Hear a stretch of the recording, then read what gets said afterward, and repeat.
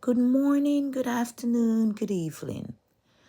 As we continue God Will Restore series, remember in Isaiah 65, verse 24, God said, "Before they call, I will answer.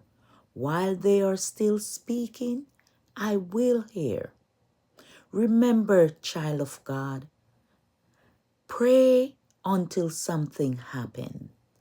Pray until your situation is changed. Pray without ceasing. God's timing is the right timing, and nothing happens before the time. Everything is for a season, and this too shall pass. Remember, God will give you the strength to go through this season. I pray for you today.